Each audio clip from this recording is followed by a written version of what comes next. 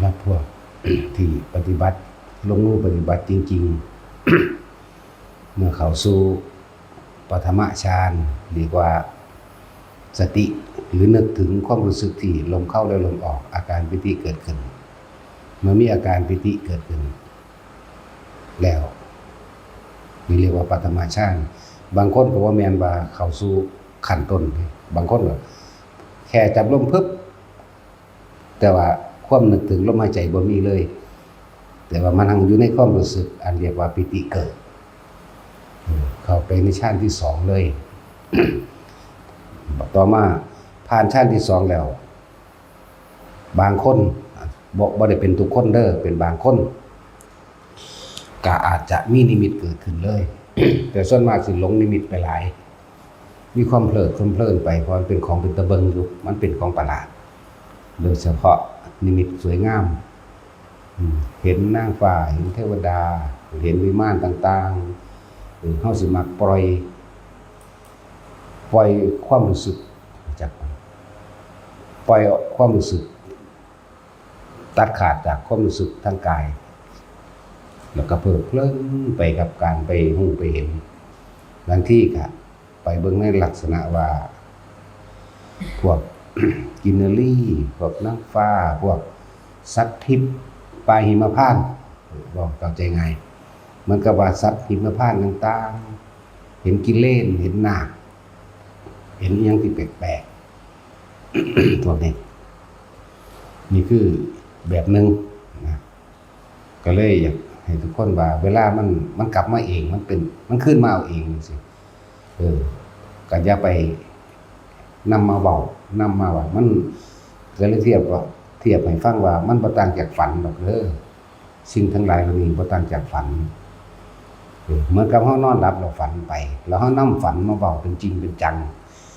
ตัวนี้มันสิไปสร้างนิมิตใหม่ในใจของมือใหม่เด้เวลาเขาสงบใหม่มันสิสร้างเพิ่มเติมเข้าไปอีกเฮ็ดให้เฮาหลงไปเลยเรียกว่าสร้างนิมิตใหม่เลยเป็นสัญญาวิปลาสไปจำเอาของที่เห็นเมื่อคืนนี้หรือฝันเมื่อคืนนี้มาต่อไปไม่เป็นสัญญาวิปลาสบ่เป็นไปตามความจริงนะอย่าถือว่าเฮ็ดให้คนเป็นบ้าย้อนนะเฮ็ดให้คนเป็นบ้าย้อนถ้าดังจะต้องฟังผู้เพิ่นเคยผ่านมาแล้วเพิ่นแนะให้นี่ล่ะคือแนะอยู่เดี๋ยวนี้ล่ะว่าจะนำเข้ามาคิดต่อเด้อเห็นแล้วก็เห็นไปเลยแล้วไปเลยพยายามอยู่กับปัจจุบันขณะให้เป็นมันจังสิบ่เกิดความเคยชินตะกี้เฮาก็เป็นก็สิเว้าเฮาก็เป็นเฮาเพลินไปกับสิ่งต่างๆที่เห็นที่รู้บางทีก็เป็นคือชีเรือหงส์เป็นรูปของเป็นเรือหงส์นั่นแหละยาวๆมาแล้วมีหัวออกเป็นหัวหงส์นะแบบเรือหงส์ที่เฮาเห็นน้ำมันโทรทัศน์ที่เฮาเห็นน้ำผาบาทที่เฮาเห็นน้ำที่เป็นพระที่นั่งพระเจ้าแผ่นดินจังซี่นะที่เขาแข่งที่เขาเรือพระราชพิธีต่างๆนั่นนะเป็นแบบนั้นขึ้นไปผู้เดียวก็ไปมีผู้มาหักก็เป็นก็ละแล้วก็เพลิดเพลินไปก็ลอยบ่สูงลอยแต่แค่ปลายไม้แต่ปลายไม้ต้นนี้สูงสิวึดขึ้นแล้วก็ลงไปนี่แหละตะกี้เฮาก็เพลิดเพลินไปเห็นไปถ้าคิดจะให้จอดมันก็จอดเด้จากลงหม้องนี้มันก็จอดลงเด้แล้วก็เบิ่งกิเลนนะ เคยเห็นในภาพวาดบ่ล่ะนี่กิเลนสิมีหลายสีอยู่เด้สีเขียวขอบเกล็ดเป็นออกดำแดงจังซี่นะบางต้นก็เกล็ดสีดำขอบนั่นก็แดงเขียวจังซี่นะเพลิดเพลินมันมวลมันเป็นคือฝูงสัตว์อะไรอันนึงนี่นะเป็นคือฝูงสัตว์ฝูงช้างแต่ส่วนมากบ่ค่อยเว้าก็รู้เห็นอยู่ผู้เดียวบ่ค่อยเว้าคนฟังบ่ค่อยเว้าแต่ว่าเพลินคือมันชินมันติดไปจังได๋ก็เป็นไปจังได๋ก็เป็นเป็นจนว่าบ่รู้จักว่าสิเอาอันใดขึ้นมาเว้าก่อนนะเพราะว่ามันหลายครั้งบ่แม่นว่าเฮาทำความสงบแบบนี้เป็นแค่ว่า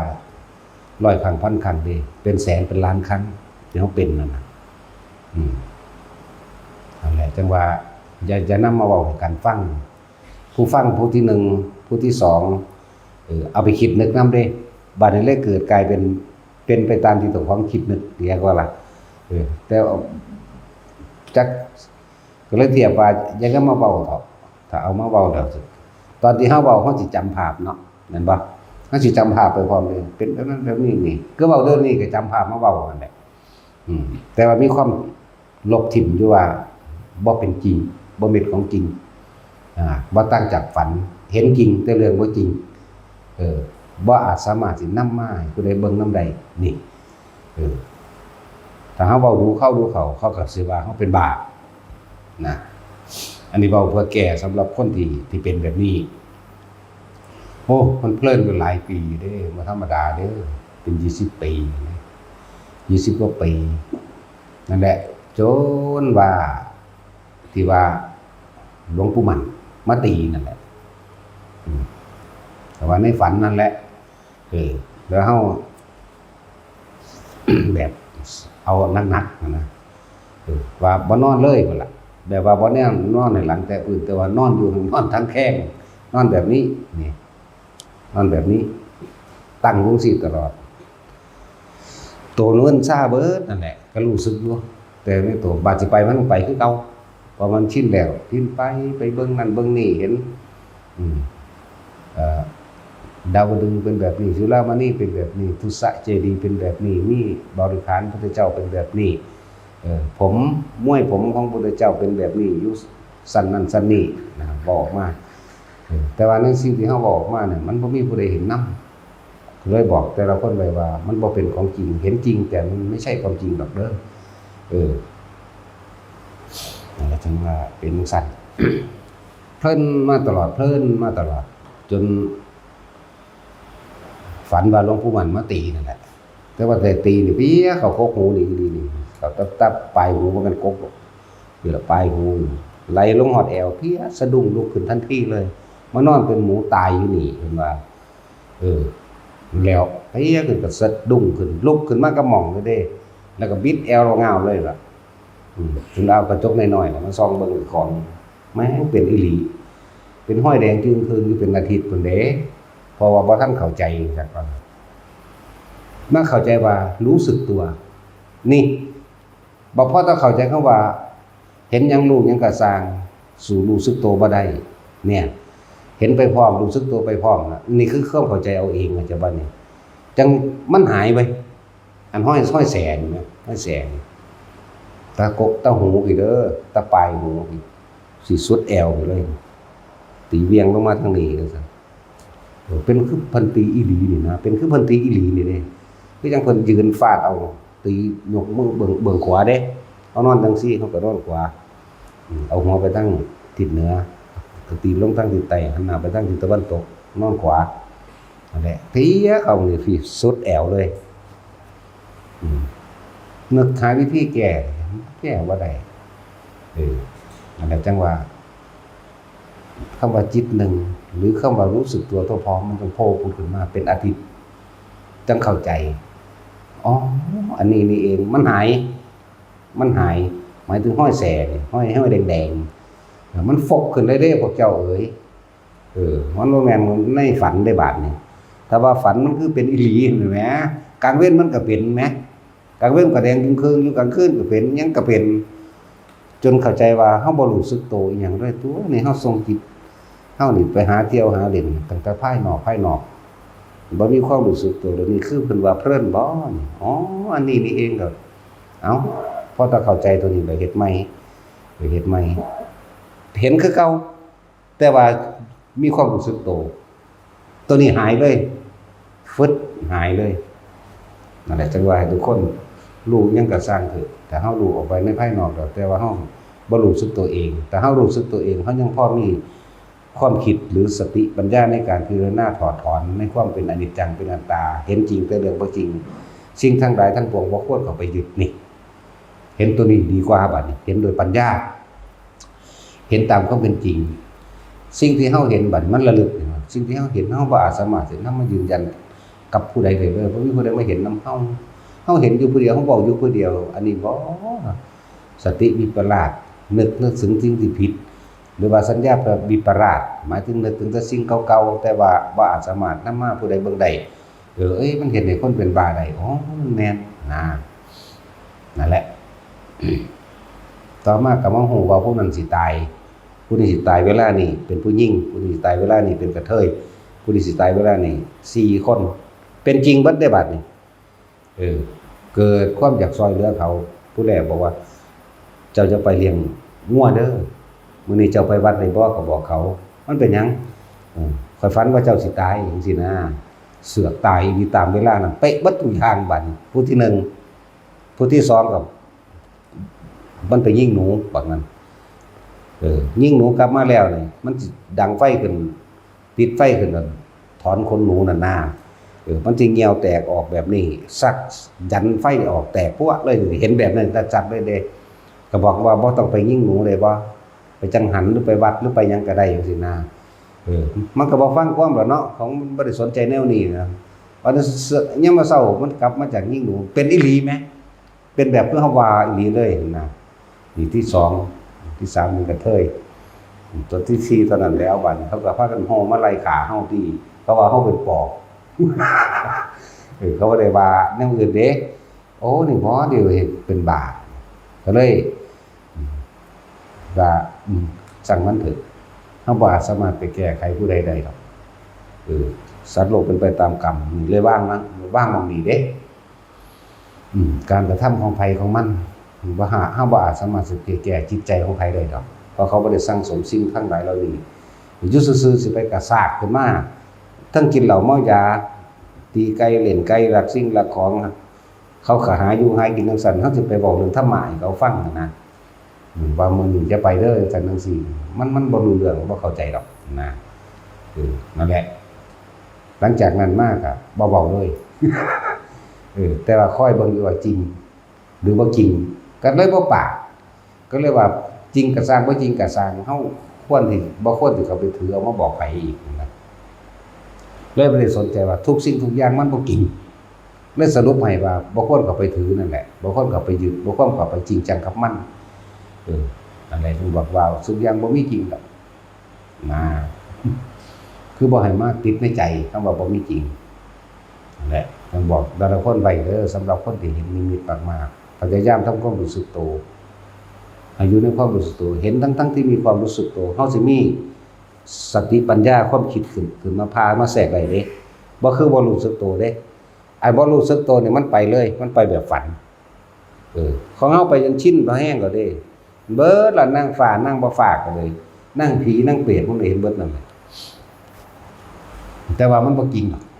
เพราะว่าเฮาบ่ไปจับออกมาผู้ใดเบิ่งได้แหมบ่อาจสามารถสิบอกนี่อยู่นี่สุว่าจังซี่ดึงกันไปเบิ่งนี่บ่ได้อีกอย่างนึงก็เป็นคนหรือว่าสัญญาวิปลาสก็ว่าก็เลยเฮ็ดให้คนเป็นบ้าได้แต่ว่าเฮาบ่เว้าซื่อตะกี้อันนี้ก็บ่ค่อยเว้าดอกบ่ค่อยเว้าแต่ว่าเอามาแก้เพราะหลายคนเกิดปัญหาแนวนี้ก็มีสำหรับนักปฏิบัติจริงๆทั้งหลายสำหรับผู้เห็นเด้อบ่ต้องไปจริงไปจังอีหยังกับมันเมื่อจึงว่าเฮาต้องพลิกออกมาว่าทำสมาธินี่ต้องเกิดได้ทั้งหลับตาและลืมตาหลับตาก็เป็นสมาธิคือจิตตั้งมั่นได้อยู่ในฐานแห่งความรู้สึกในกายเฮาเองหลับตาก็จะหนีออกจากฐานแห่งความรู้สึกในกายลืมตาก็จะออกจากฐานแห่งความรู้สึกในกายทีนี้ทั้งหลับตาและลืมตาเนี่ยสามารถรู้ได้เห็นได้เหมือนกันไม่แปลกบ่แปลกแล้วก็บ่แตกต่างกันเลยเห็นได้นะแต่ว่าลืมตานี่มันสิรู้สึกว่าชัดเจนกว่าเห็นโดยลืมตานี่ชัดเจนกว่าอีกกับมันสิของคลอกันแหละเล็กๆน้อยๆนี่มันสิปัดความสงสัยออกได้เข้าใจว่าล่ะมันสิละความสงสัยออกได้ถ้าเฮารับตาปุ๊บนี่มันคล้ายๆกับคนมานั่งอึมซึมหน้าเฮามื่นตาเบิ่งปั๊บนั่นหมายถึงว่าออกจากความตั้งมั่นออกจากสมาธิออกจากฐานที่ตั้งแห่งจิตเข้าใจว่าอะไรทั้งว่าทุกคนฟังดีๆฟังมันเข้าใจออกจากถ้าจึงมาสร้างกรรมฐานอันนึงให้มาขึ้นนี่แหละนี่เป็นที่ตั้งไว้เป็นต้นนี้ ต่อไปกันให้สังเกตความรู้สึกบางที่มันก็ขึ้นมาพี่ก็อยู่กับมันอยู่นี่หมายถึงอยู่ในความรู้สึกอย่าหนีออกจากความรู้สึกในกายนี้ บางทีมันก็ลงไว้ในกลางสมอง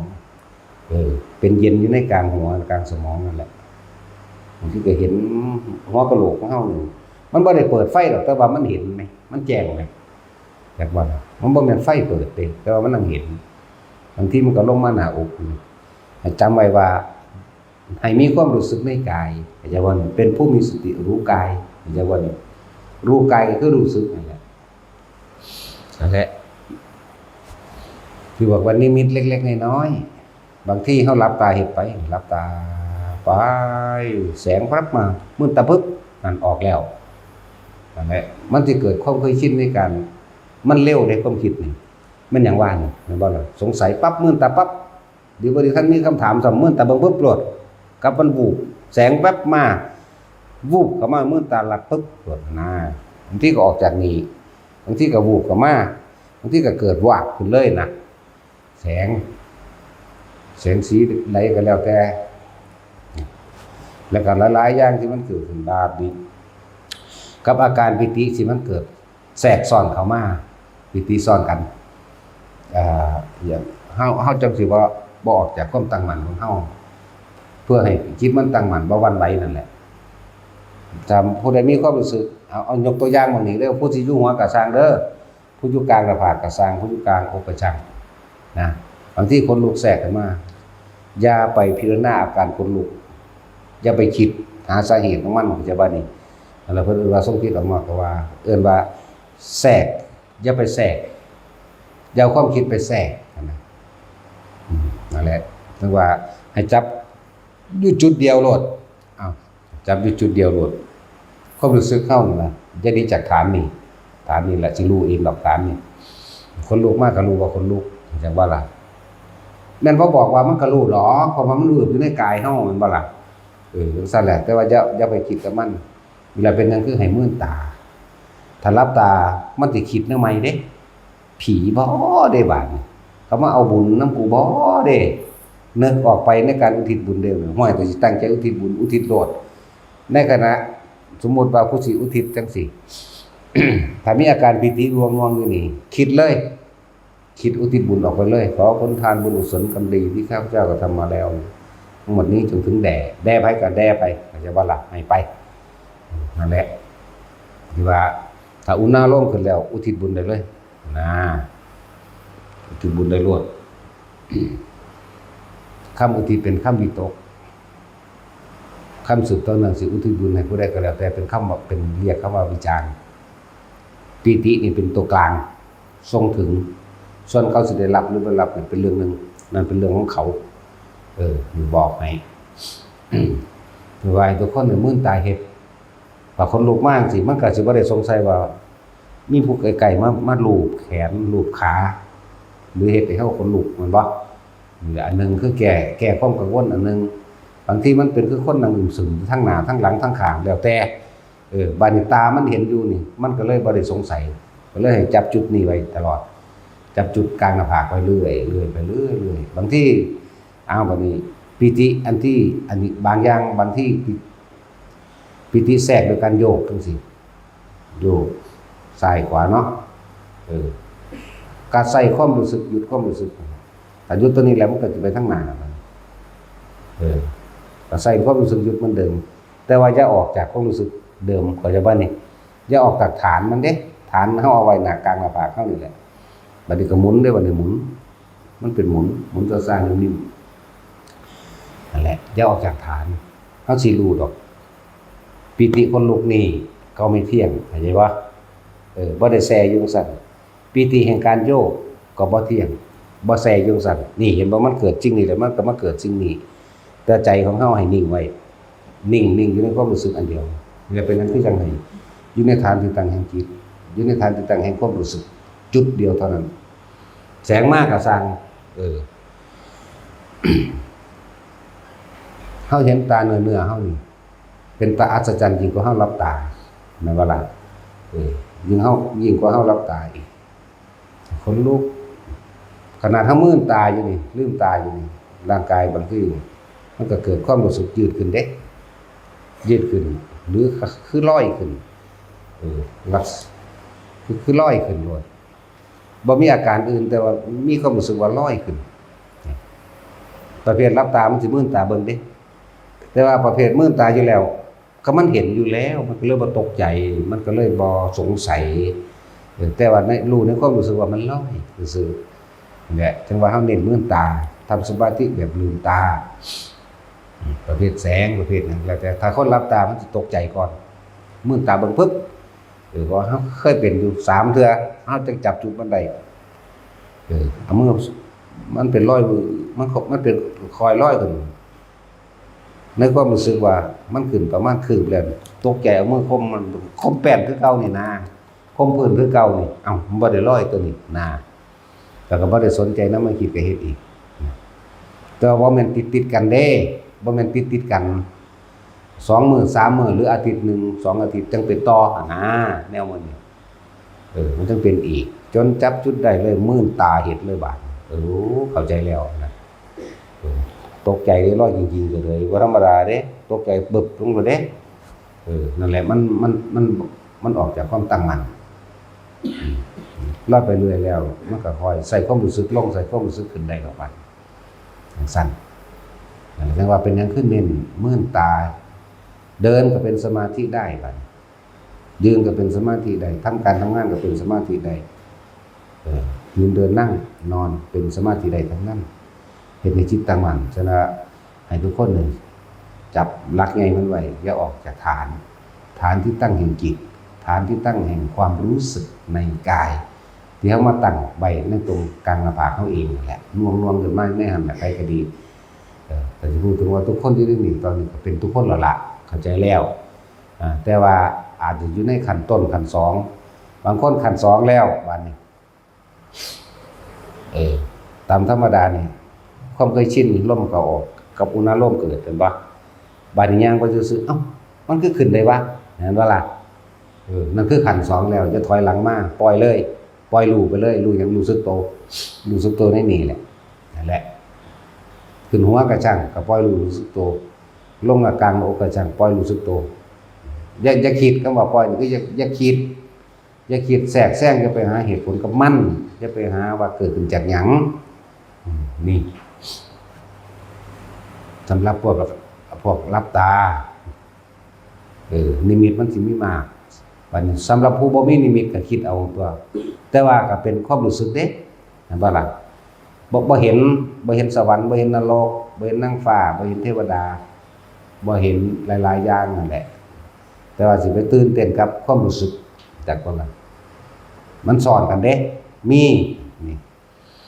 แต่มันน่วงอยู่กลางคิวละภาคแล้วคือคนลูกซ่อนมาจังซี่นะบ่ไปเห็นอื่นๆดอกอันที่เป็นของภาพแปลกประหลาดต่างๆนั่นน่ะบ่เห็นที่แก้ให้พวกเข้าใจว่าเห็นจริงแล้วก็เอามาเว้ากันคุยกันมันเฮ็ดให้เป็นบ้าได้เด้อของเฮาก็มีอยู่เด้ล่ะเนาะซอยแหน่มันมาฆ่าผมซอยแหน่มันมาแล้วพูดแหลนมากับปลายางมาเข้าในครัวของเฮาก็มีอยู่แล้วหรือผู้หนึ่งบ่ท่านได้พอได้แลนคือหลวงตาเทพกำลังจะขึ้นเทศนาพระเทวดามาฟังธรรมจังซั่นแล้วเพราะว่าเตือนเรื่อยๆปึ๊บอ๋อนี่มันก็งอของมันเองก็เศร้าเด้ล่ะจังซั่นคือแม้นสิ่งทั้งหลายเหล่านั้นว่าอุปจารสมาธิหรือสิ่งที่อุบัติขึ้นระหว่างทำการจิตที่ตั้งมั่นดีแล้วสิ่งนั้นอุบัติขึ้นมาเฮาแล้วไปคิดหาเหตุผลกับสิ่งนั้นเลื่อนว่าบ่ตั้งมั่นเลื่อนว่าทรงจิตออกนอกก็ว่าแทรกแซงในการรู้กันเห็นก็ว่าเด้อแต่ละคนนั่นน่ะบ่ให้นำเข้ามาคิดบ่ให้จริงบ่ให้จังอีหยังแต่จริงจังแล้วมันเป็นกับมันเด้อยู่เมืองการได้เอากันเด้อบ่ธรรมดาเด้มันขึ้นกกใหม่เด้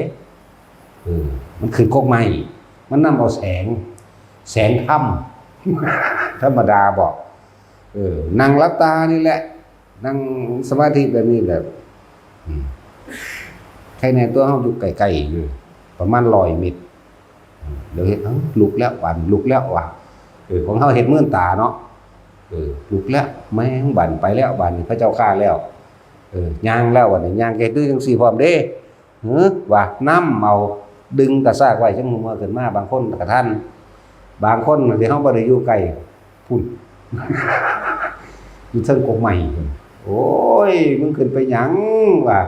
แสงถ้ำ นั่นแหละมันนำเอาแสงถ้ำมันสั่นแล้วตกเหวบอกว่าเป็นหยังดอกแต่ว่ามันบ่ได้สูงปานใดประมาณ 6-7 เมตรประมาณนั้นบ่เป็นหยังองค์แห่งชาติคุ้มครองไว้อยู่บ่ให้แข้งขา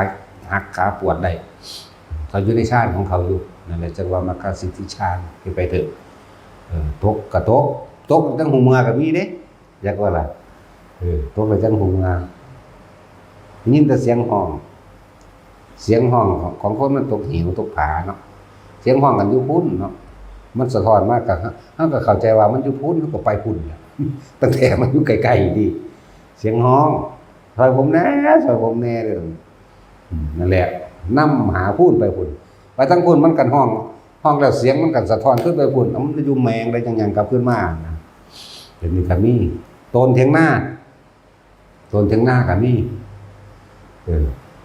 โตนถึงหน้าแลนคุณเลยก็มีแลนบักหันนี่ลีนี่เด้แต่ว่าแปลกประหลาดแต่ว่าคือบ่ต่ำพกไหม แลนบักหันมันเด้ซอยแหน่มันจะขาผมซอยแหน่มันจะขาผมโอ้ยเอิ้นกันผู้ลัดไปทั้งพุ่นแล้วหมดแล้ว ลัดซอยกันแน่นเป็นต้องกัน4มัน5มัน3มันทั้งมันก็ฮู้จักแล้วเพราะว่าอย่างตอนที่เฮามาสันข้าวกินข้าวแล้วก็สิคุยกันเพิ่นสิเว้าแต่เรื่องนิดๆจักว่าล่ะถ้าเบิ่งเด้อมันสิเป็นบ้ากันคือว่าแม่นอีหลีก็กระซิบกันไว้จะหนีไกลกันเด้อถ้าเบิ่งเด้อมันสิเป็นบ้าเฮาบอกบ่ฟังเลยมันมีแต่เถียงจริงๆจังๆเขาเลยเด้มันบ่ฮู้ได้ว่าพวกเฮาเห็นของมันอีกเถียงจริงจังแต่เบิ่งเด้อมันสิเป็นบ้าถึงคำบอกเลยบ่แม่นบ้าอีหลีดอกมันบ้าไปเลยดอกแกสัญญาวิปลาสซื่อๆดอกมันแก้หายอยู่นี่ตัวซอยแหนมจะขาผมซอยแหนมจะขาผมนั่นแหละมาแลนบักหันเลยแต่ว่าแลนรับตานี่แปลกประหลาดมันบ่ต่ำพกไม้นะนั่นแหละด้วยเหตุแบบคุกขี้กับหมู่พวกหมู่คณะหลายๆกันนำประคองเอาตะมูหลายหนีแมงไปผู้เดียวซะก็เลยบ่สนใจเลยมักไปผู้เดียวอย่างสั่น น้ำเอาตะมูคือคนมันคุ้นเคยกันลืมกันจังซี่ครับมันบ่ได้ฟังความเฮาเด้มันอยากฮู้กว่าเฮาอีกมันจดคำสอนไว้เป็นบักแถวยาวจดเป็นหนังสือพุ่นเด้จดอันต่างๆไว้เป็นสมุดเป็นบักใหญ่บันทึกพุทธเจ้าแสดงธรรมวางสี่หลวงตาแสดงวางสี่หลวงปู่มั่นแสดงสี่เบ้ยมีเบิดแล้วก็เอามาอ่านให้เฮาฟังว่าแต่ละมื้อก็เลี้ยวเบิ่งกันก็คือหนีเฮา นี่ตัวซั่นแล้วลูกท่านบ่เชื่อผมว่าเด้เชื่ออยู่เนาะมันนั่งบ่แม่นแนวมาเว้ามันสิเป็นบ้าเหมือนคนบ่เคยเห็นสิจักหยังว่าเด้ กูก็เป็นมาก่อนเป็นมาก่อนมึงพูดว่าแต่ว่าหังบ่เป็นปานนี้เว้าหยังก็ฟังอยู่นะนั่นแหละพวกนี้มีหลายเด้อพยายามเฮ็ดแบบมื่นตานั่นแหละ เฮ็ดแบบมื่นตาเอามันจังบ่สงสัยมันจังบ่ตื่นกลับไปนำนิมิตมาเว้าดูหลายมันชินแล้วมันสร้างนิมิตต่อเด้จิตได้จิตสร้างต่อไปอีกอย่างนึงหลายๆอย่างบางที่มันก็เป็นจริงจังซี่ก็จะเข้าใจว่าเจ้าของรู้ว่าละหรือว่ารู้อนาคตเด้ปล่อยทิ่มโลดอย่าไปสนใจรู้บ่รู้เฮาก็แก้บ่ได้ดอกแก้บ่ได้ต้องปล่อยให้เขาไปเป็นเอาเองของเขาแต่เฮาบอกว่ามึงอย่าไปเด้อมื้อนี้รถสิซ่อนมันก็ไปคือเก่ามันบ่ทันซ่อนแม่นบ่ล่ะแต่ซ่อนแล้วมันจังโอ้ให้กูบ่ไปซะแน่มึงก็สิไปแก้อีหยังแม่นบ่ซั่นก็มันรู้เมื่อสายไปแล้วแม่โอ้ให้กูบ่ไปซะแน่จังซั่นแหละหลายอย่างก็เลยต้องปล่อยไปฉะนั้นพวกเฮาฝึกสิ่งทั้งหลายเราดีก็สิรักษาตัวเฮาเองล่ะที่เฮาฝึกมาทั้งหลายมันบ่แม่นรักษาแค่ศาสตร์นี้เด้ถ้าเฮาบ่ทันได้ถึงมรรคผ ถึงนิพพานนี่ศาสตร์ต่อไปอาจจะหลงโตเตไปมั่งเป็นบางเบื้องต้นเนาะแต่ว่ามาเข้ามาสู่ทางธรรมปั๊บของตัวนี้ตัวเก่านี่ก็ฝึกได้ง่ายขึ้นนะเราสิเปรียบเทียบแล้วเหมือนกับพระอานนท์บ่ได้มีฤทธิ์มีเดชอย่างนี้ตอนเพิ่นบ่ทันได้บรรลุอิหยังนั่นว่าล่ะเวลาจะไปหันมานี่ว่าไปโดยอากาศกับพระพุทธเจ้าได้เอาไปจังไปกับโดยอากาศได้เห็นบ่ล่ะพระพุทธเจ้าเป็นนำพระพุทธเจ้าเด้เหาะไปลอยไปก็ดีบ่แม่นเหาะโดยลำพังตัวเองนั่นว่าซั่นบริจาคอย่างเวลาพระพุทธเจ้าใส่ให้ไปบอกให้ไปตามผู้นั้นมาให้แน่หรือให้ไปบอกพระเจ้าปัจเสนแน่ไปบอกพระเจ้าพิมพิสารแน่ไปบอกคนนั้นคนนี้แน่เพิ่นย่างเอาเด้ย่างเอาเด้อแต่ว่าบาดเพิ่นบรรลุแล้วคือลองคนหายตัวไปโพขึ้นระหว่างทำกลางคณะสงฆ์500รูปพุ่นแม่นบ่ล่ะเพิ่นไปฝึกตอนใดอันใดคือมันมีอยู่แล้วนะอีกอย่างนึงอยากว่าเป็นของแถมเป็นของเล่นซะบ่ต้องไปจริงไปจังกับมันเป็นของแถมก็ได้เป็นของเล่นก็ได้ บางองค์เพิ่นมีแนวนี้มันก็อยู่กับสิ่งนี้ก็อยู่จะว่าก็มีอยู่ไปอาจจะบอกแล้วก็คือพระโมคคัลลาพระโมคคัลลาก็ไปทางกายเด้บ่แม่นไปโดยจิตปานใดดอกบ่แม่นถอดคือเขาว่าถอดจิตหรือบ่แม่นถอดดอกไปโดยกายเลยของเพิ่นเก่งอยู่แล้วนั่นแหละคือเพิ่นฝึกฝนมานานพระโมคคัลลาภาษาลูกส่วนมากสิบวชเป็นฤาษีหลายบวชเป็นฤาษีมานานเหมือนกันเห็นบ่ล่ะซั่นแล้วพระโมคคัลลาเพิ่นมักฤทธิ์มักเดชมักไสยศาสตร์มนต์ดำทว่าจังซี่ มักทดลองนั่นทดลองนี่ในสมัยพระพุทธเจ้าองค์นึงเพิ่นก็เป็นเกิดเป็นทูตสีม่านเด้ทูตสีม่านพระพุทธเจ้าองค์นึงคือซื่อแล้วไปเข้าในช่องหูของพระสาวกพระสุพีสาวกของพระพุทธเจ้าองค์นึงนั่นแหละพระพุทธเจ้าก็เตือนแล้วว่าอย่าทำอย่างนั้นมารท่านจะทำอย่างนั้นแค่คนหันหน้านี้เท่านั้นลงนรกเลยไม่อยู่ในนรกเป็นพันปีนรกนั่นแหละมักทดสอบทดลองว่าเจ้าของมีฤทธิ์มีเดชเป็นสั้นแล้วกรรมก็นำมาถึงเพิ่นคือเก่าได้บัดนี้อย่างบัดนี้ชาตินี้เพิ่นก็มีม่านเข้าไปในท้องในหูดังมันด้วยกันเด้กะหลานเพิ่นเองผู้เพิ่นไปสอนนั่นแหละอย่างว่านี้เพิ่นก็บอกว่าจะเฮ็ดจังซั่นเธอนี่เป็นหลานของเราเสด็จส่งไปในสมัยการศาสตร์หนึ่งสมัยพุทธเจ้าองค์นั้นเพิ่นเป็นผู้สอนเองแน่ไปจังซั่นแล้วนั่นแล้วมันก็เกี่ยวกับมาได้รับผลของกรรมเจ้าของเองคือเก่านั่นแหละขนาดบอกเลยม่านเพิ่นนั้นนั่นแหละเป็นหลานเพิ่นสอนพวกฤทธิ์พวกเดชจังซั่นเลยจะไปหลงไปเป็นบ้ามันเถาะภาษาสั้นๆถ้าว่าฮอดภาษาพุ่นแล้วหาเราคนถือแบบสุดยอดแม่นบ่ถ้าว่าภาษาของเล่นของแถมจักว่าล่ะคือคนที่ซื้อรถจักรยานน่ะก็บ่ถอยมองของเขากูบ่ซื้อ เนาะ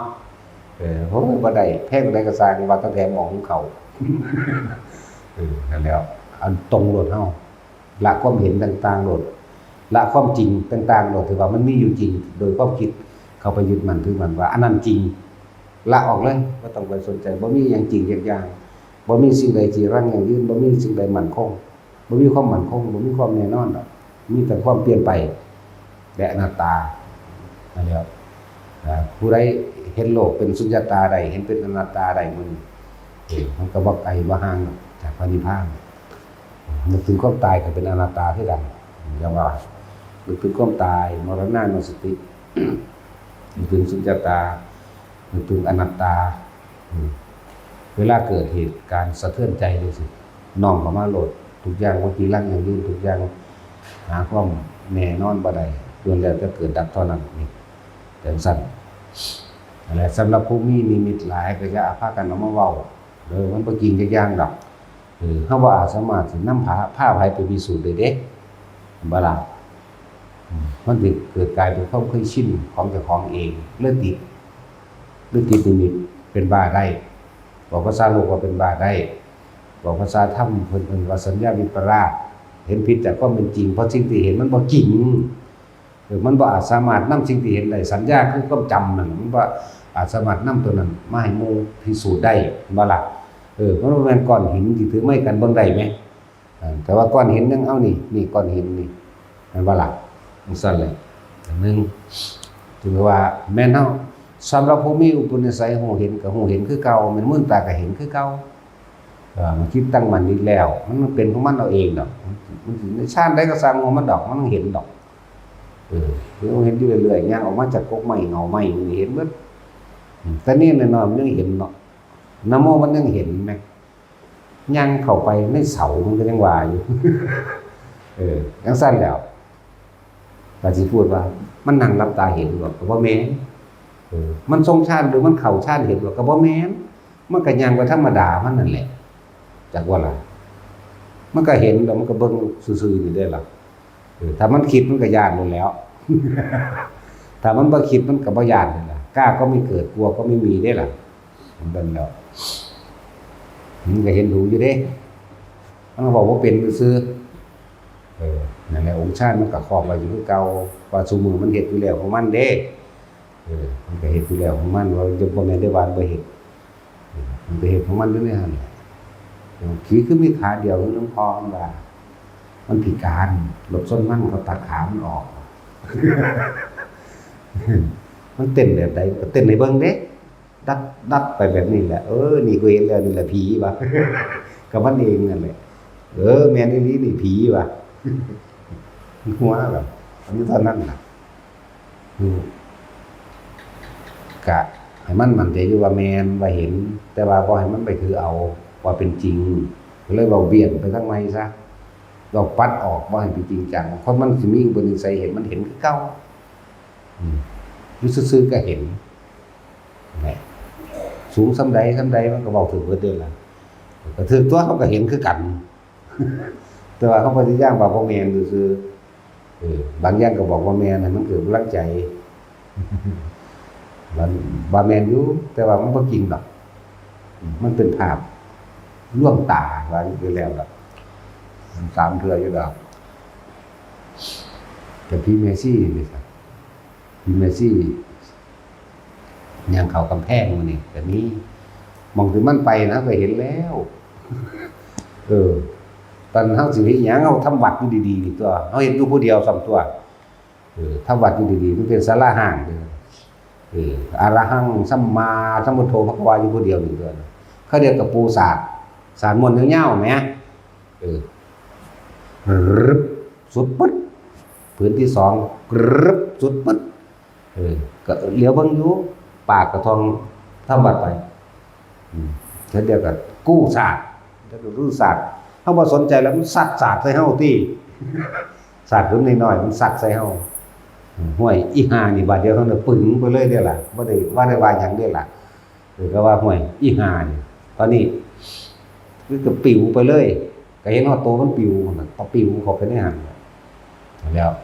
มื้อที่2ก็เอาอีกพูดไปค่อยเป็นโตนี่เด้บ่แม่นเสียงเด้เสียงก็แม่นแต่ว่าเป็นโตนี่เด้นั่งอยู่ธรรมดานี่ว่าบ่ทันได้ทำวัดนั่งอยู่ธรรมดาเขาเรียกกันกระโถนเนาะแต่มันมีกระโถนนำเด้พวกกระโถนพวกถ้วยซ้ำจังซี่แหมมันก็เลี้ยงอยู่ของมันเองนั่นแหละอยู่ในตะแกรงที่เขาเจ้าเฮ็ดที่ตั้งไว้นะกระโถนงดยุดตกโป่งลงหน้าเด้เฮาก็บ่ได้สนใจก็เบิ่งอยู่เฮาบ่คิดหยังกระโถนแน่เขาเรียกว่าศาสตร์เวิ้นมาเพื่อเป็นศาสตร์พื้นน้อยอันนี้บ่เป็นศาสตร์ใหญ่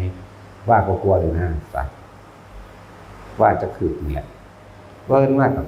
มันก็เบิ่มลงนั่นแหละเขาเรียกเอาศาสตร์มาปูฟึบแล้วก็ลากศาสตร์แล่นไปแล่นมาน้ำพื้นศาลาบ่ใหญ่ปานนี้ดอกศาลาน้อยๆนึงก่อนจะ5เมตรเนี่ยจะ10นี่แหละศาลาน้อยๆเอาไปทำวัดเอาสิรอทำวัดเป็นผู้เดียวนี่แหละเวิ้นมากเสิร์ชมากมีเบิดนี่แล้วอันเกี่ยวกับบัดนี้มันกระโถนมันสิสูดใส่พื้นเด้อันพื้นปูนนั่นบ่แม่นได้บ่ได้ปูกระเบื้องเด้บ่ได้ปูกระเบื้องเด้อมันก็ตูดมาเฮาตำปึ้งอะไรก็นั่นแหละจังซี่ก็มีแต่ว่าถ้าบ่คิดหยังก็บ่เป็นหยัง เฮ็ดโดยบ่ได้คิดหมายถึงด่าก็ได้แบบบ่ได้คิดเด้ด่าแบบบ่มีอารมณ์เจาะจงน่ะแหม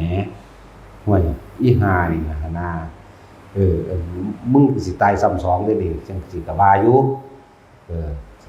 ก็ปรากฏกายกันมาให้เห็นดีๆเด้ล่ะโอ้ยขี้ร้ายคือจังนี่ว่างามดอกเฒ่าๆหน้าก็เหี่ยวๆแห้งๆจอยแต่งามเชิงมันอยู่ มึงขี้ร้ายปานนี้ห้วยอีผีมึงเอ้ยมึงสิหนีไปไสก็หนีเด้อคิดซ้ำนี่แหละก็มีแต่เสียงห้องว้ายๆอยู่ทางไมนั่นแหละบัดนี้มันยังมายอมได้มือใหม่มาอีกเด้ตอนมันนี่เฮ้ยมันว่าจังซี่แหละเว้าซ้ำนี้มันเว้าได้ซ้ำนี้พาหอนหมู่มากมีหมู่พร้อมคือระวังดีเด้อพ่นมีหมู่เด้อส่วนหมู่ไปเป็นเด้อเฮาก็ไหว้พระแล้วไหว้พระทำวัดไปธรรมดาเท่านั้นใกล้สิจบแล้วล่ะเวลาเฮาไหว้เกาตีนมั่งได้บัดเอามือมาสะกิดตีนเฮานี่นะ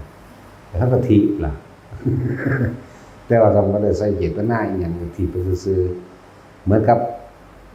คือเฮาตบยุงโดยบ่ได้ตั้งใจอย่างเงี้ยมันเดียดมันก็ตบไปโลดจังซี่นะอันนี้มันก็เกาตีนมันก็ถีบไปโลดคือกันนะเดี๋ยวกูทำวัดจบก่อนว่ะทำวัดจบแล้วสู้กันตัวบัดถือบ่ได้สู้ดอกเอามีฤทธิ์วิเดชเท่าใดพากันเฮ็ดดูว่าดิหัวเราะคิกๆแคกๆมี1มี2มี3มี4มีฮอดเด็กน้อยมีฮอดเด็กน้อยเด้บัดนี้หม้องเขาตั้งถ้วยตั้งซ้ำเป็นไม้ดอกเป็นลานเป็นไม้จักบ่เป็นไม้เดี๋ยวก็ตีห่างๆแล้วก็เอาสอดไว้นะก็ตบเปิงพวกนั้นก็ล้มลงเด้นะก็เด็กๆน้อยก็หัวเราะกันคิกแคกมาแล่นมาหาเฮานี่แล่นมาใกล้ๆก็หายไปแล้วก็แล่นไปอีกอัน2-4นี่ก็เอาอยู่นี่แหละกวนอยู่นี่แหละนะเฮ็ดศาสตร์ว่าเลิ่นไปเบิ่นมาเด็กน้อยก็เล่นเพราะเด็กน้อยจังซี่แล้วนี่แนวนี้แต่ว่าบ่กินพอเฮาก็ไปดึงลากคอมาอยู่เบิ่งนำบ่ได้นะแหละจังคุยเป็นถามมันก็ได้ใส่ปากเราเลยใส่ความนึกเอาถามมานั่งลงดีๆนะเป็นใส่เจตนาได้บ่มานั่งลงดีๆอีนี่มาโดยอำนาจเจตนาเฮาเด้มาก็นั่งลงเด็กน้อย2คนก็นั่งลงกลางก็ถามบักนี้มึงเป็นหยังอีนี่มึงเป็นหยังตายนะตกน้ำผู้ใดตกก่อนผู้น้องตกก่อนผู้เอ่ยลงเอาตายน้ำตายน้ำกันอันนั้นสิเอาอีกอย่างนึงโอ้ยเป็นเจ้าของวัดเป็นหลวงยาเป็นเจ้าของวัดอันนี้เป็นลูกมืออันอีกคนนึงนี่เป็นผู้ทำตามคำสั่งนั่นแหละน่านรอสูสีพ้นว่าเศร้าตกมักลงได้บัดน่านรอสูสีพ้นบ่บอกมือใดเลยนั่นแหละหยังพุทธวาทสู้ก็ตั้งใจภาวนาเป็นหยังก็ว่าไปนั่นก็บอกนั่นแหละตั้งใจภาวนาเด้อจังซี่ว่าไปมันอาจสิเฮ็ดให้สู้นั้นพ้นเร็วกว่าเก่าแต่ที่มีครูบาอาจารย์สอนบ่มีแต่มีแต่อยากได้ของอยู่ของกินบ่ได้ทำตามสอนดีก็หลวงพ่อดีเพิ่นว่าแต่สอนดีก็สู้คือบ่เฮ็ดนำมันอยากได้มีแต่แนวอยากได้นั่นแล้วใส่แก้วเล่ใส่มันยาใส่ไหลมีผิดสุสงสามเณรนั่นแหละจังซี่ก็มีก็อุทิศบุญให้ก็พอเย็นอยู่ดอกบุญอันใดที่กูเฮ็ดมาทั้งเบิดสู้มีส่วนเอาได้สู้ก็เอาเด้อก็บอกอยู่เด้ล่ะที่สู้เขามาใกล้กูได้นี่กูเปิดซื่อๆเด้ก็ว่าอยู่เด้ล่ะกูปล่อยให้สู้บ่อยู่นำกูก็สู้ได้ความสุขความเย็นเด้สู้เล่นหัวเราะคิกๆแคกๆได้อยู่นี่เด็กน้อย2ตัวนั่นน่ะไปก่อนดิอยากว่าอุทิศบุญแล้วหนูสิไปเกิดแล้วเด้ล่ะบางนี้ก็ไปคือกันเกิดเป็นหยังเฮ็ดเขาจังซี่เกิดเป็นควายบางนี้สิไปหยังก็เฮ็ดชั้น2ร่องขึ้นหมาก็ดีก็อยู่ในจังซี่มันหิวมันว่าโอ้ยไปหนองไม้บ่ได้ไปบ่ได้ มันสั่นแล้วปฏิไปก็ไปแลนไปก็ยังไปตบนั่นเปิงอีกอยู่ไหมตอนแลนออกไปไหมแล้วก็หายไปเลยตบห่านนะห่านถ้วยห่านจานตัวจานก็ยังมีอยู่เด้มันเก่าๆกับสันยังมีอยู่เขาจะเน็บไว้ในช่องนะแลนไปก็ตบเปิงแล้วหายไปอีนี่บางทีแลนไปน้ำบนแต่เปิงแล้วหายไปด้วยกันยังสั่นแหละมันก็มีจากทั้งหลายแล้วนี่ครับก็ว่ามันบ่กินหรอกก็มันเป็นดึงข้อเขามาให้เบิ่งบ่ได้อันพวกมันซี่2อันอยู่ของเก่าแหละน้ำอยู่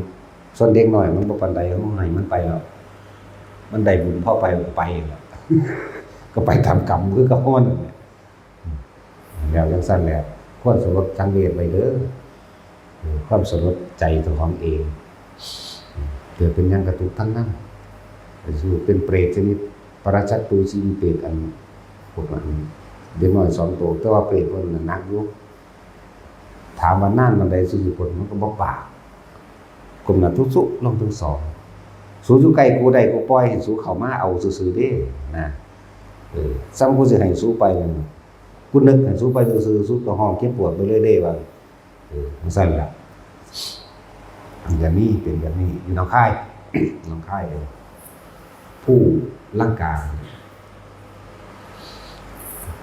ถ้าเขาบ่มางทิ่มเด้ออยู่อันตัวอยู่ใต้เขานี่วัดหลวงปู่ว่างทิตาสาโลบ่แม่นตัวบนตัวล่างตัวทางล่างแต่เฮาขี่รถมาทางนี้เฮาสิเห็นน้ำตกกินนารีแล้วมีทางเลี้ยวเข้าไปดอกมีศาลาเก่าๆอยู่พระพุทธรูปหรือว่ารูปปั้นเพิ่นก็ห่างเบิดแล้วล่ะพังเทเบิดแล้วล่ะอันศาลาสันหลังนั้นแต่มันก็บ่มางเด้แต่ก็สิเห็นอยู่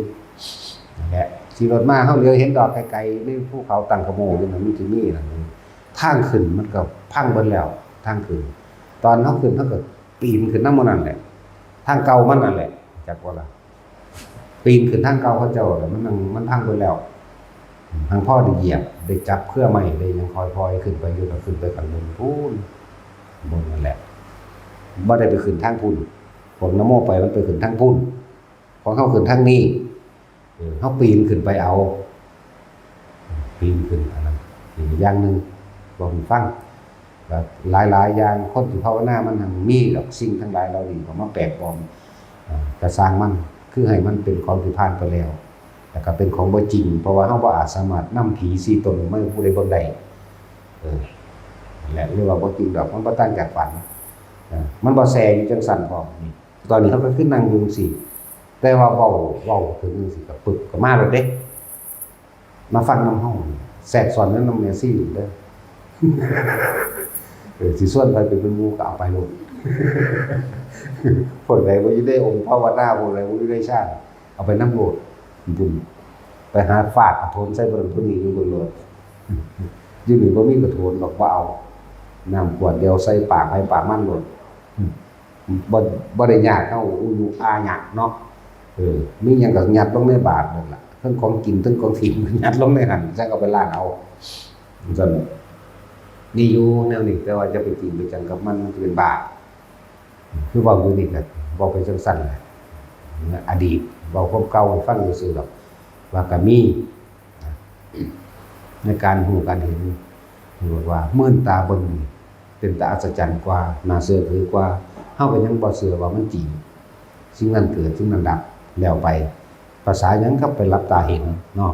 ถ้ารับตาเห็นว่าเอาแล้วตะกี้เฮาก็เป็นอยู่เรื่องรับตาเห็นโอ้ยเป็นหลายกว่ามื่นตาเห็นซ้ำนั่นแหละจนว่าฝันว่าหลวงปู่มันมาตีนั่นแหละจังเข้าใจคำว่ารู้สึกตัว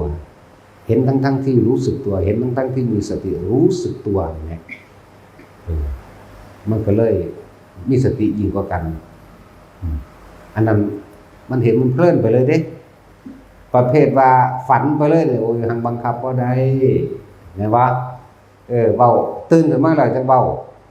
บ่ต่างกันกับพวกนิมิตที่เกิดขึ้นไปเลยแต่ว่าบ่มีสติในนิมิตเข้าใจบ่ล่ะนั่นแหละของเฮามันมีสติฮอดในนิมิตเด้กำหนดไปหันไปนี่ก็ได้ปานนั้นเพิ่นยังว่าบ่เอาบ่แม่นอยู่จากไปเมืองนี้เด้นี่เอาในตอนนั้นว่าอยากไปเมืองนี้มันก็ไปโลดแหมไปตามคิดเลยเด้วึบไปโลดเด้บ่ได้ไปซ่าๆเด้อปึ๊บ ขึ้นบางหันปั๊บขึ้นบางหันไปโลดนะบ่ได้ค่อยลอยไปเด้ไปแบบจะไปแบบลอยก็ได้จะไปแบบเนี้ยได้ก็ได้ขนาดมีสติในตัวนั้นพร้อมด้วยนั่นอันว่าเฮากำหนดสิไปหันไปนี่ได้จักบ่ล่ะเนี่ยแต่ว่ามันขาดความรู้สึกตัวซื่อๆอะไรเลยว่ามันเพลินไปแล้วเอายิ่งประเภทว่านั่งแบบปึ๊บไปเลยแล้วจังนำมาบอกแล้วก็บังคับบ่ได้บังคับตัวเองบ่ได้บ่มีสติในตัวเองบ่ได้บ่ต้องมาพูดถึงฝันคักๆแต่ว่าล่ะดีบ่ดีเหมือนกับว่าอีเด็กยังนึกอยู่นั่นเห็นบ่สงสัยอยู่นั่นเหมือนกับว่าอยู่หน้าบ่ได้เหมือนกับว่านี่มันกำหนดได้เลยเด้อันขนาดในกำหนดได้เลยเพิ่นยังบ่ให้เฮาเอามันก็ตั้งตาเฮาเห็นกันนี่เด้ก็ยังบ่ให้เอาเด้ขนาดนั้นเด้อไปก็ดีเห็นจริงแต่เรื่องไม่จริงก็เฮาเห็นกันเดี๋ยวนี้แหละจังได๋เฮาก็หนีจากกันดอกนั้นเห็นบ่ล่ะซั่นแหละบ่บ่ให้ถือเอาหยังจักอย่างความหมายก็บ่ถือหยังจักอย่างแต่ว่าในปัจจุบันนี้เป็นประโยชน์แบบใดสร้างประโยชน์แบบนั้นสร้างประโยชน์ตามความเหมาะสมกับผู้คนสัตว์ไปแบบนี้จังว่าเฮาเน้นสร้างประโยชน์ซะประโยชน์ผู้อื่นบ่แม่นประโยชน์เจ้าของเฮ็ดไปเรื่อยๆเถอะสั่งสมไปเรื่อยๆเถอะสั่งสมแบบบ่เอาเฮ็ดแบบบ่เอาปล่อยว่างคือบ่มีความหวังว่าอยากได้หยังอยากเป็นหยังบ่นำเข้ามาคิดว่าช่วยเหลือบุคคลผู้นี้จะได้การรับการช่วยเหลือตอบบ่มีอยากว่าอะไรสั่นนี่คือเตือนผมมีนิมิตกินก็เหมือนกันก็บ่ต้องไปกินกระจังกับมันเหม็นมากผีเปรตแล้วเนาะว่าเด้เนาะเหม็นก็รู้โลดเหม็นก็คือมันรู้จักคือดอกกินหยังบ่ได้ก็ฮู้จักอยู่ดอกเพราะว่าต้องไปคิดมันฮู้อยู่ดอกโดยสัญญามันแม่นบ่ล่ะโดยความจำแห่งกลิ่นมันดอกมะลิจังซี่ก็ฮู้โลดเด้ล่ะว่าหาแต่ว่าดอกมะลิก็ได้มันก็รู้ในความสัญญามันนั่นแหละอะไรเป็น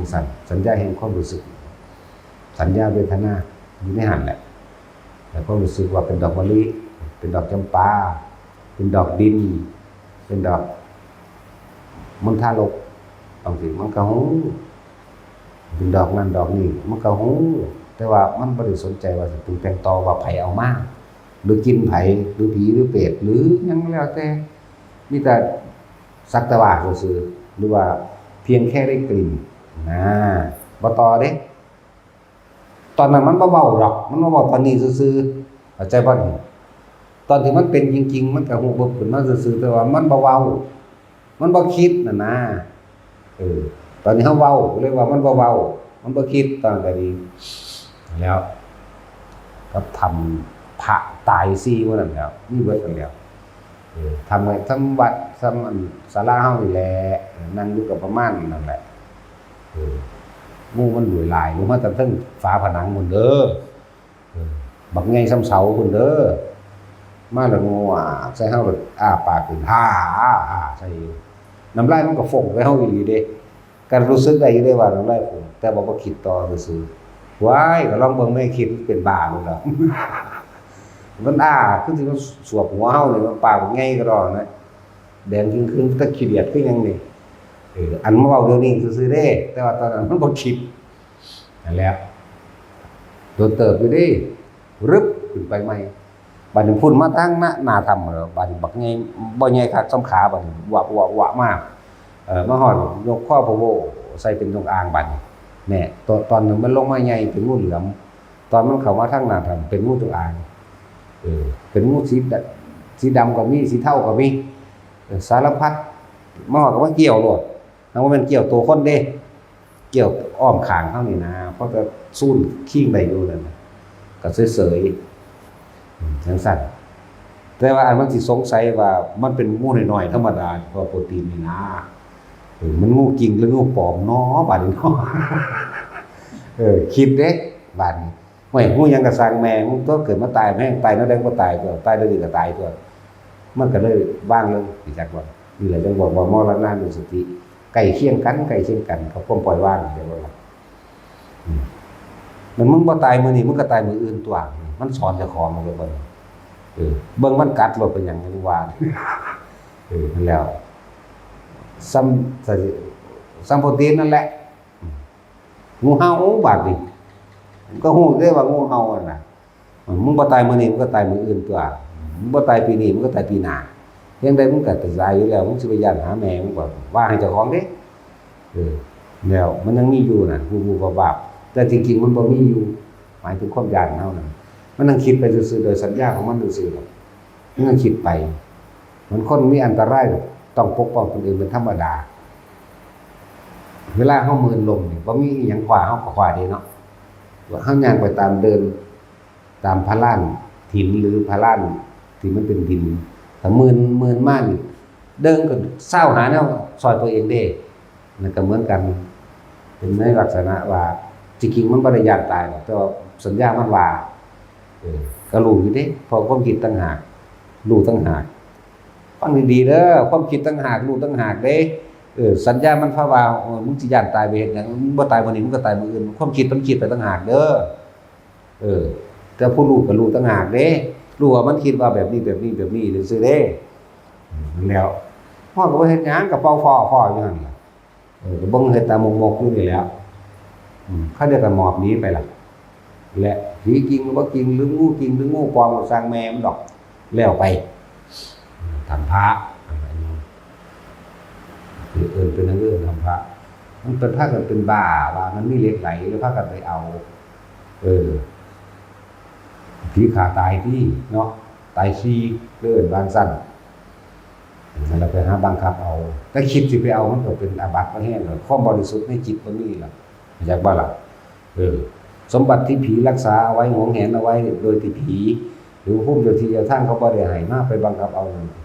อะไรคิดเบิดนั่นแหละถือว่าเรื่องอะไรคิดเราเข้าใจบ่ล่ะ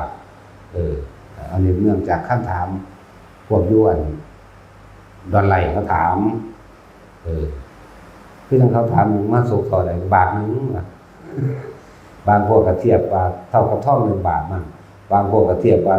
เท่ากับเมล็ดข้าวสารเท่านั้นเท่านี้เมล็ดงาเท่านั้นเท่านี้มั่งโอ้ยบ่ต้องเอาผู้อื่นดอกว่าเฮ็ดนำพ่อแม่ผู้จางหลวงที่เพิ่นยิบัวเพิ่นยิมันเฮาโลดดอกเพิ่นว่าบาทนึงกับบาทนึงนำเพิ่นโลดก็แล้วดอกเบิ่งในบุพวนาสิกขานั่นแหละบัดนั้นก็ถามสมบัติที่ผีรักษาไว้เฮาไปบังคับเป็นบ่เป็นเข้าใจบ่ล่ะนั่นทั้งป้นขาเอาเลยตัวนั้นมันเป็นฮอด2อยู่ตัวนั้นแม่นบ่ล่ะถือว่าป้นถือว่าขาเอาเลยก็ว่าได้นะสิว่าถ้าเขาถวายได้เป็นคือบอกบ่เป็นนั่นคือเขายินดีนั่นแหละสมบัติที่งูรักษาไว้สมบัติที่รักษาไว้บังคับข่มเหงเอาเป็นบ่เป็นจังบ่เป็นก็มึงบวชมาเอาอันนี้บ่บ่ล่ะมึงบวชมาเอาอันนี้ติแหละบางทีมีเงินตกอยู่ในเดินวัดหรือมุมใดมุมหนึ่งจิตใจมันโลภจะได้เอาตีนไปเหยียบไว้เข้าใจบ่นี่เอาตีนไปเหยียบไว้ถ้าว่าคนนี้แล้วทั้งทำทานนางยอมๆเศร้าเอาก็มีเด้ได้อ่านในประวัติหลวงปู่ชาเพิ่นว่าเป็นปริชิตเด้หากมีคนมาทวงถามเจ้าจบเลยเด้แน่โอ้ขนาดนั้นนะแล้วโอ้ยสู้บ่ต้องไปอยากได้หยังดอกสู้ว่ะถิ่มมาไปแห้งแล้วนะนี่ก็อีกแบบนึงบอกไว้สิภาษาหยังก็ไปบีบบังคับเอาเนาะใส่ข่มเหงเอาก็ปล้นคักๆแล้วนั่นน่ะนึกว่าซะนั่นแหละบางพวกมันกำลังจิตมันเจ๋งกว่าก็เจ้าก็บ่มีความเป็นพระดอกแค่อยากได้บ่แห้งมันว่าไปพาไปว่าผู้สละออกแม่นบ่ซั่นแปลว่าผู้สละออกว่ามันไปหาเอาถ้าเขาให้ก็ให้ไปอย่างนึงเหมือนบ่ต่างจากคนดอกก็คือเฮาไปปล้นเอาเงินคนนี่แหล้วเนาะเพิ่นพากันไปอ่านมาตั้งหลายบทแล้วเขาเจ้าเทียบเท่ากับทองบาทนึงเลยซั่นห้วยก็สั่นก็จะไปลักเอาพ่อบาทหรือจะไปลักเอามันตอนนี้มันทองราคา 50,000 กว่าก็ลักจัง 50,000 ก็พอมันจังบ่เป็นสิเอาอีหยังอันนี้อ่านในประวัติหลวงปู่ฝันมันแตงโมปลูกใกล้กันคนละแดนเนาะบัดนี้เครือมันแตงโมของแดนนี่มันก็มาอยู่พี่หมากมันก็มาใหญ่อยู่สวนของอีกผู้มีศรัทธากับหลวงปู่พี่เพิ่นก็เข้าใจนี่เพิ่นบ่รู้เด้นี่เพิ่นบ่ได้รักเด้นี่แต่ว่าเพิ่นบ่รู้ เพิ่นก็เอาไปพาแล้วก็เอาไปถวายหลวงปู่ที่หลวงปู่กูบ่เอาดอกกูกินดอกของที่รักก็งงตัวของคนบ่ได้รักแหมเนาะสวนเพิ่นก็เต็มอากลากอยู่ตัวใดไรมึงคิดเบิ่งดีแล้วบ่มึงก็บอกโง่มาทางใดมันบ่แม่นของมึงเด้มึงไปเบิ่งใหม่เด้อก็ใครแน่ว่าเพิ่นจำได้ว่าเพิ่นเอาค่ายหน่วยเดียวมาถึงเอาอยู่ส่วนเจ้าของผมบ่เข้าใจเดี๋ยวนำมาเบิ่งกันนะเป็นจังได๋เดี๋ยวนำมาเบิ่งไล่เครือเบิ่งแล้วไล่เครือเบิ่งแล้วพี่เงามันอยู่สวนเขาแต่หน่วยมันเครือมันมาพี่โอ้ยก็สมเพิ่นบ่เอาอันนั้นเพิ่นมีตาทิพย์หูทิพย์เนาะจังซั่นแล้วก็เลยว่ามันเกี่ยวเนื่องกับเขาเจ้าถามมันแหละก็เลยตอบความสงสัยให้ถ้าสงสัยบัดนี้สมมุติว่าเฮาไปบิณฑบาตยินเสียงไก่ฮ้องออกอยู่นั่นอาจจะบ่เป็นไก่ตัวนั้นก็สร้างหรือสิเป็นก็ตามเวลาเขามาจังหันปุ๊บถ้าเฮาสงสัยนี่ห้ามรับเด้เห็นบ่ล่ะเลยบอกเขาว่าห้ามรับมันมึงสิอยากกินหิแมงปานนั้นถึงตัวบัดนี้แนวอื่นบ่มีกินบ่ครับอย่ามันออกแต่สงสัยก็บ่ให้รับสิภาษาหยังกับพวกว่ามื้อนี้สิไปกินข้าวปลาเด้อก้อยกุ้งเด้อเพิ่นจัดหาเอาเองบอกเขาขาเอาเองอีกต่างหากดีบ่ดีมันเจ็บปากของเขาดังไฟขึ้นจุดไฟขึ้นโยนปลาเขาเผากินเองโอ้ถึงตัวเลยล่ะเห็นบ่ล่ะหรือบางที่เขาบอกมัมกินข้าวปลาเด้อลาบปลาดุกให้กินจังซี่ก็รับบ่ได้เด้นี่แม่นบ่ซั่นสิไปว่าหยังกับเขาไปจัดเอาเองเนาะเผาปลาหน้าเฮาเดี๋ยวสิไปกินข้าวปลาตรงหน้านำว่าเด้โอ้ยนั่นแหละพวกผีพวกเปรตที่เห็นติดลายๆกับพวกนี้แหละจักว่าล่ะจัดหาเอาเองโดยการฆ่าสัตว์มาบำรุงตัณหาความอยากของเจ้าของเองพวกนี้เดี๋ยวเขาบ่ได้ส่วนเขาส่วนว่ามันก็ผิดพอแห้งแล้วนี่ส่วนเขาไปนี่ทั้งนักก็ไปอีกก้อยกุ้งเขาโยนปลาขึ้นมากับถิ่มลงไฟกี้เอาเองเนาะสิไปนักกว่าเก่าอีกอะไรพวกติดอะไรก็ติดแบบนี้แหละเวลาเพิ่นกินเข้าไปใหม่ตรงท้องเด้อนี่ใหม่ตรงในท้องเรียกว่าสังฆทานนรกอันนี้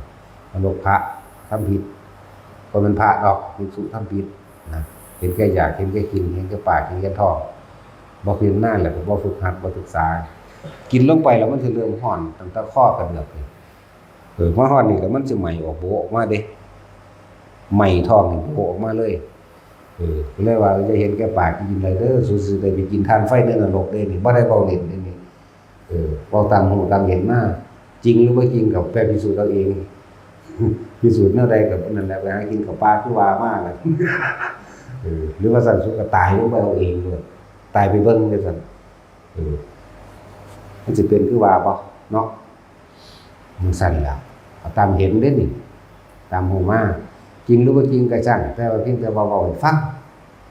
นะแต่สิ่งใหญ่ฮู้บ่มันก็ตายซะที่แรกนี่มึงไปเบิ่งมึงสิได้มีโอกาสขึ้นมาบอกหมู่ว่าล่ะมื้อเดียวอยู่ได้หันโอ้ยเอาคือว่ามื้อเดียวอยู่ได้หันจัก 2,000 ปีแล้วสิไปบอกใครล่ะเขาไปนิพพานแล้วก็มีเด้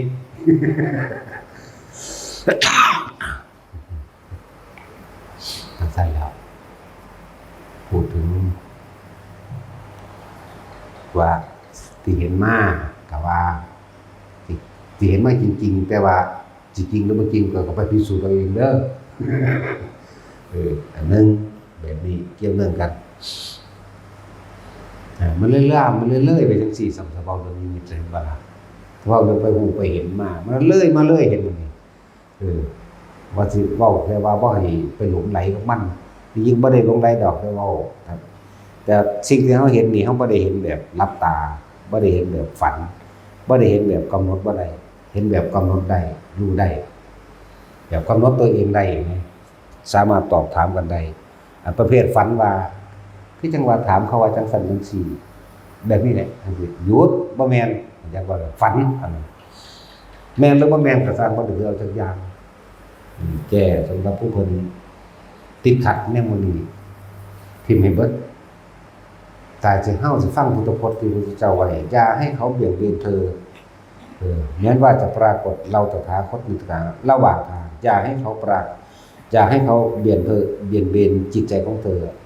แม้ว่าจะพบแม้กระทั่งมารดาและบิดาตัวเองก็ช่างอย่าให้จิตใจเอ็นเอียงหรือเบี่ยงเบนไปว่าเป็นความจริงคนดีมันบ่ธรรมดาเด้เพื่อเพิ่นให้เฮาฮู้ซื่อๆมันความหมายแหมบ่ให้จริงแหมในระหว่างทางที่เฮาทำสมาธิอยู่นี่นะในระหว่างทางที่เฮาสงบลงไปแล้วไปฮู้ไปเห็นนั่นนะแต่สิเว้าตามที่เฮามีสติระลึกได้หรือกำหนดตนเองได้คือให้รู้สึกตัวเห็นรู้สึกตัวก็เห็นไปพร้อมแต่สิ่งที่เห็นนั้นบ่ให้เขาไปถือเอาว่าเป็นจริงอย่าเบียดเบียนไปได้อย่าให้มารดาและบิดาที่เฮาเห็นเบียดเบียนว่าเป็นของจริงหรือแม้กระทั่งเราตถาคตก็อย่าให้เขาเหนี่ยวรั้งหรือเบียดเบียนจิตใจของเธอได้แปลว่าเพิ่นให้เฮาตั้งมั่นเห็นซื่อๆอย่าหนีออกจากฐานแห่งความรู้สึกนั่น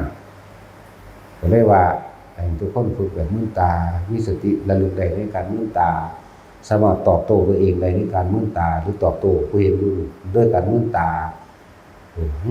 ก็ว่าสตินั่นแหละเนาะแบบเบิดเนื้อแปลกันนั่นล่ะว่ารู้สึกตัวไปนำกำหนดเจ้าของได้นำตอบโต้กันได้นำแหมประเภทฝันมันบังคับบ่ได้เด้นั่นมันตื่นมาแล้วมันจังเว้าประเภทนิมิตที่บ่รู้สึกตัวก็เหมือนกันไม่ต่างจากฝันอันนี้ประเภทว่าสามารถเหมือนกับเฮาไปเองนี่เฮาก็เป็นมาแล้วก็ยังบ่ให้เอาแม่เฮาสิกำหนดไปหันไปนี่เฮาไปได้เลยเด้นี่ไปเลยแบบนี้ได้เลยเด้นี่จังซี่นะบัดนี้อันนี้เฮาบ่ได้ว่าแล้วของเฮาบ่ได้สนใจแล้วว่าสิไปแบบนั้นเฮาแบบนี้เลยเนี่ยแบบรู้สึกตัวเดี๋ยวนี้เลยนี่บ่ได้หลับบ่ได้ฝันบ่ได้อีหยังแต่เห็นเป็นปกติแต่สินานๆที่นำมาเว้าซื่อๆเพื่อให้เป็นกติตัวอย่างไว้ซื่อๆมันก็แค่นั้นแหละเหมือนกับเฮาเห็นกันคนเฮาเห็นกันเดี๋ยวนี้บ่นานก็ตายจากกันนะถ้าไปจริงคิดฮอดคิดถึงเวลาเฮาสิตายจิตสุดท้ายมันก็ไปหาผู้นั้นแหละจิตมีที่ตั้งคือคิดถึงเขานั่นแหละแต่อารมณ์สิพัดไปสู่ภพอย่างหนึ่งเด้นั่นแหละแต่สิ่งนี้น่ะเป็นเหตุเป็นปัจจัยให้มีความเกิดขึ้นบ่ล่ะอิมัสสมิงสติอยู่ตั้งก็คือว่าเพราะสิ่งนี้มีสิ่งนี้จึงมีเพราะสิ่งนี้เกิดขึ้นสิ่งนี้จึงเกิดตามถ้าสิ่งนี้ไม่มีสิ่งนี้ก็เกิดขึ้นไม่ได้เพราะสิ่งนี้ดับไปสิ่งนี้จึงดับไปจิตเรียกว่าหลักความคิดตั้งมั่นในความรู้สึกตัวเฮานี่แหละจังว่าหมู่ย้ายทั้งหลายย้ายแม่ครูบาแหลมอยู่ในหูดังน่ะจะไปใส่เข้าใจว่าล่ะหูยินสัมบ่บุนี่หูยินบ่พยักหน้าแม่ครูบาแหลมนั่นน่ะเจ้าเฮ็ดสวนเจ้าก็เฮ็ดไปแต่ว่าเจ้าอย่าออกจากลมหายใจเจ้าของเองตายคาลมโลดเด้อเฮ็ดไปถ้าบ่หูยินสิสั่งหูทิพย์มาให้ผู้ใดหูหนวกอยู่นี่ถ้าให้มันหนวกอีหลีเด้ทำทาหนวกสิเอาไปให้ผู้อื่นเด้พวกหนวกแถลงหนวกอีหลีเด้ตุศาสนาบ่เกี่ยวเพราะว่าศาสนาเด้ชาตินี้หนวกเด้สิบอกให้ถ้าผู้ใดหูบ่ดีหูบ่ยินเด้อก็บอกตัวบอกมุ่นอยู่ในครัวบอกไว้ยิ้มบอกผู้ใดที่อยู่ในครัวนั่นแหละไอ้ปุ๊กปิ๊กมื้อนี้ก็บอกเขาจะได้สั่งมาให้สั่งมาพอให้เฮาได้ยินแน่ได้ยินเสียงมันพอด่าเพราะว่าเทศเด้ผู้ใดหูบ่ดีบอกมาไปสั่งหูติดมาให้เป็นเครื่องซอยฟังให้เฮาเข้าใจจังว่าเดี๋ยวนี้ออกจากหูดังเด้อเจ้าน่ะหยังก็สร้างอยู่ในหูดังเล่าอยู่ในหูดังเล่าอยู่เจ้าสิดึงหญ้าเจ้าสิพ่นดินเจ้าสิเฮ็ดหยังเรื่องเจ้าก็สร้างเดี๋ยวนี้ออกจากกายลมหายใจก็คือกายในกายอยู่ในหันแหละบางทีมันก็เดินหน้าขึ้นมากลางหัวมันในหัวมันหน้าอกมันทะลุในตัวก็มันยังก็สร้างหูดังไว้ก่อนจากว่าล่ะ จักผู้ดังบ่เด้อนี่ สูดลมหายใจเข้ามันก็เย็นเข้าแม้นทางออกมันก็เย็นคือเก่าเหมือนกับบ่ได้หายใจสูดซ้ำไปแต่ว่ามันก็เย็นไปเย็นมาไม่มีเย็นไม่มีอันนี้หั่นได้สงวนก็คือกันนั่นแหละมันไปคิดฮอดลงสีเด้จักว่าล่ะเงินลูกหลานตายก็ตายนำลูกหลานเด้ คือจังเท่าล่ะจังซั่นแล้วตายไปตายมันโลดตายแน่นอนอยู่แล้วล่ะไปก็เลยได้สงวนก็เหมือนกันนี่หูดังนั่นแหละ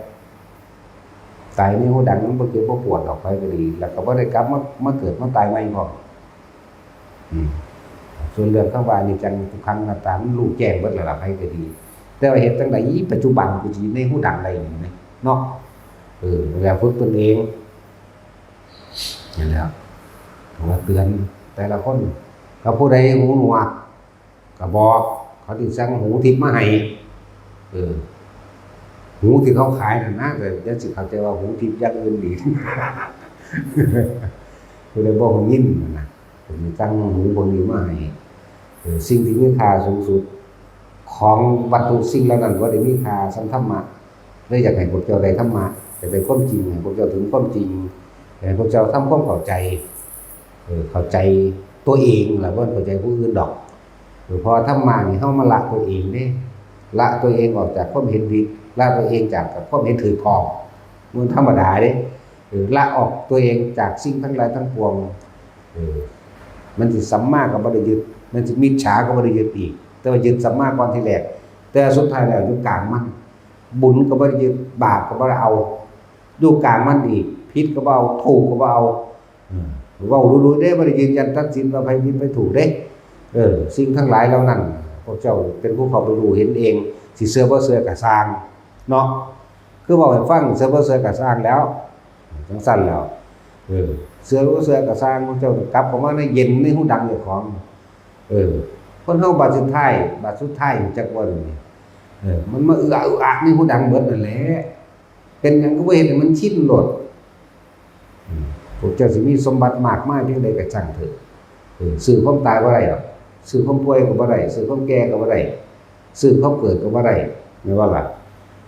เกิดแก่เก็บตายมันเป็นเรื่องธรรมดาอยู่แล้วเอาเปรียบเทียบคนมีชีวิตที่สุขสมหวังมาตลอดชีวิตก็สร้างลูกหลานก็ถึกใจได้เป็นเจ้าเป็นนายเบิดกิจการเงินการงานก็เข้าใจว่ามั่นคงถาวรเบิดหลานเหลนเกิดมาก็เป็นตาฮักเบิดบัดเจ้าสิตายมาก็บ่มีไผซอยเจ้าได้ดอกแม่นบ่ซั่นจับแข้งจับขาเป็นได้แม่เท่านั้นแหละพวกเจ้าสิห่วงไผเพียงใดก็ช่างเจ้าก็บ่อาจสามารถจะไปแก้ไขสิ่งที่เจ้าห่วงได้นั่นแหละสิ่งเจ้าห่วงได้นั่นแหละจึงบอกว่าสุดท้ายแล้วเฮาก็ต้องพึ่งลมหายใจตนเองสำหรับคนที่ฟังความจริงธรรมะแล้วนิ่งอยู่ในลมหายใจโลดบ่ต้องไปสนใจหยังดอกนี่พูดถึงว่าคนที่มีความสุขสมหวังสมปรารถนามาตลอดก็สร้างแต่พระนิพพานพวกเจ้าปรารถนาเอาโดยการคิดเอาโดยปากโดยใจบ่ได้เด้พวกเจ้าต้องกระทำเอาความรู้สึกในนี่เท่านั้นนึงเด้เห็นว่าล่ะบ่ได้แม่นได้ว่าเจ้าสิปรารถนากูมาเกิดขึ้นไปในทางข้าเดียวมึงเบิ่งด้วยอีหานั่นก็สั่งมึงเบิ่งดูมึงว่าคือกูบ่เนาะบ่พึ่งกันมันดูมันเอานั่นมันดูมันทั้งสังสีนี่จากกันก็บอกผู้เก่ามาหาที่นั่นสิไปคบมันเด้อบอกเพิ่นคนเก่งๆแน่แต่ว่าบ่เคยบอกเพิ่นเจ้าของเนาะบ่เคยน้อมเข้ามาเบิ่งเจ้าของเด้นั่นแล้วทั้งสั้นแล้วตาขึ้นกูบ่มาเกิดแล้วกูไปในพานว่าเด้หัวตะพานติแต่มันดื้อมันสิไปเอาหัวส้นสะพานติเนาะนั่นแหละ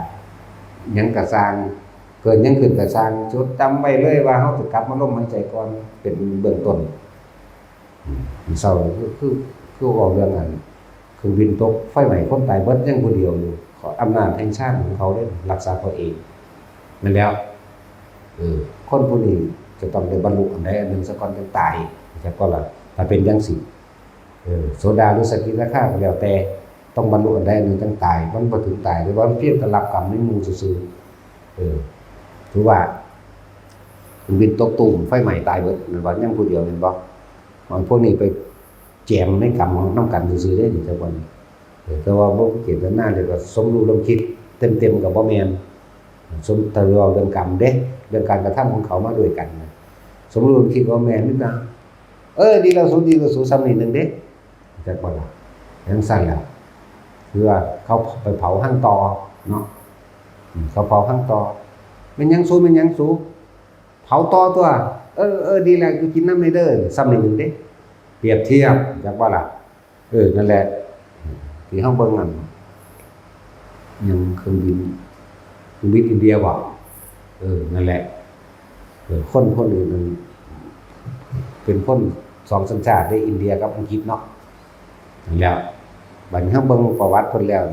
มักปฏิบัติธรรมอะไรแท้โอ้ขนาดคนใหม่ดำเบิดมั้ยแล้วก็ทั้งยางคุยกไปซื่อๆนั่นแหละเรียกว่าเจ็บขานิดหน่อยช่วงนั้นเครื่องมันล้วนครึ่งนั่นคนอื่นในห้องวูกวีกโวยวายเด้แต่ว่ามันสงบนิ่งเข้าสู่ลมหายใจเห็นบ่ล่ะสั้นแล้วคือแตกต้มรอดผู้เดียวแล้วองค์แห่งชาติหรือว่าบุญตัวนี้สิรักษาไว้เพื่อสำเร็จมรรคผลอะไรนึงสิเป็นโสดาบันหรือสิสกิทาคามีก็แล้วแต่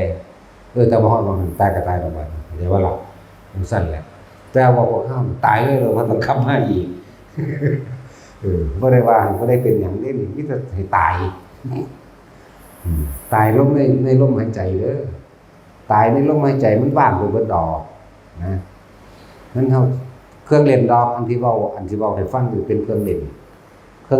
งอยู่สนุกสนานเพลินไปซื่อๆเฮาอยู่ผู้เดียวบ่ได้เหงาเด้อ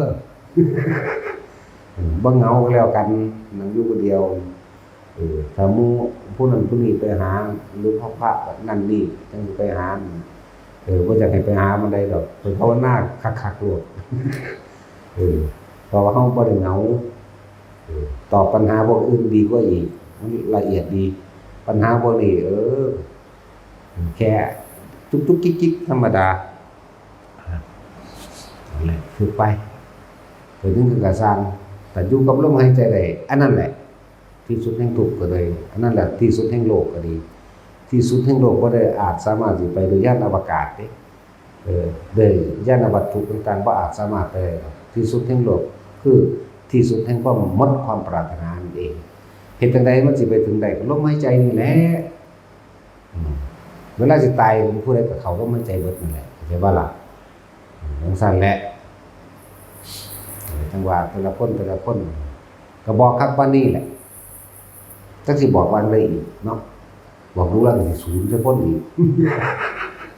สวัสดี